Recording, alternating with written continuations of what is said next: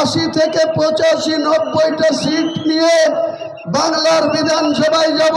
চোখে দেখে নেবেন ওই ধৈর্যপূর্ণ মহিলাদের আপনি ভোট দিয়ে বিধানসভায় পাঠাবেন? এটা আপনাদের বিবেকে বলে? আপনাদের এটা আমাদের কোরআন হাদিস কোনোদিন এই ধরনের কাজকে সমর্থন করে? নবী সাহেব কোনোদিন এটাই আমাদেরকে শিখিয়ে গিয়েছে? না না না।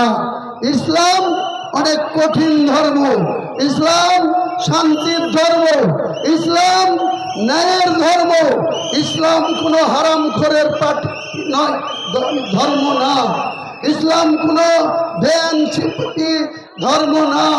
ইসলাম হচ্ছে শান্তির ধর্ম। হালাল খাওয়া পার্টি, হারাম থেকে দূরে থাকা, হারামকে বর্জন করা, মদকে বর্জন করা, নেশাকে বর্জন করার নাম হচ্ছে ইসলাম।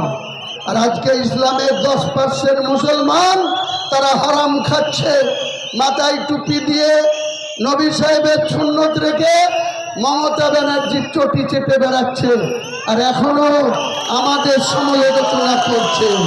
এইসব চটি চেটাদেরও সাবধান করছি, আখেরাতে গিয়ে তো জবাব দিতেই হবে, কবরে গিয়ে তো হিসাব দিতেই হবে।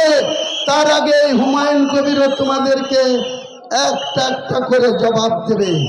এখানেও তোমাদের রেহাই দেব না।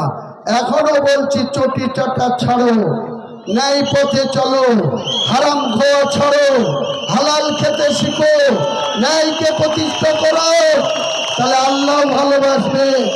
প্রকৃত ইমানদার মুসলমানরাও তোমার সঙ্গে থাকবে। আর যদি 10% হারামখোর ভেবে থাকো, 90% হালাল রুটি খাওয়া লোককে চ্যালেঞ্জ করবা, তোমাদেরও কি করব আগামী দিনে করে দেখাবো।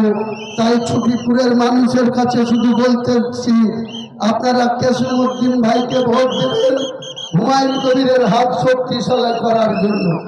গতকালকে যে 152টা সিটে ভোট হয়েছে, তার মধ্যে আমাদের দলের 78টা প্রার্থী ছিল। কুচবিহারের মেখলিগঞ্জ থেকে শুরু করে পশ্চিম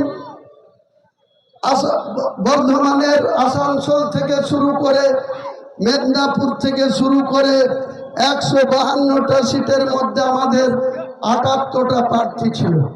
আপনারা বিশ্বাস এখন করবেন না, কিন্তু আপনাদেরকে বিশ্বাস আনতে বাধ্য হবেন। আপনারা 4 মে যেদিন ভোট গণনা হবে, 4 মে যেদিন ভোট গণনা হবে, 152টা সিটের মধ্যে আমাদের 78টা এজিপির প্রার্থীর মধ্যে আমার 2টো সিট সহ মুর্শিদাবাদ, মালদা, উত্তর দিনাজপুর, জলপাইগুড়ি, কুচবিহার, আলিপুরদুয়ার, দার্জিলিং, এমনকি পশ্চিম মেদিনীপুর, পূর্ব মেদিনীপুর, এমনকি পূর্ব বর্ধমানটা 29 তারিখে হবে নদিয়ার সঙ্গে, পশ্চিম মেদিনীপুর। 152টা সিটে ভোট হয়েছে। 78টা আমাদের দলের প্রার্থীর মধ্যে 60 জন প্রার্থী জিতবে, আর বাকি যে 30টা আছে, 80 থেকে 85, 90টা সিট নিয়ে বাংলার বিধানসভায় যাব।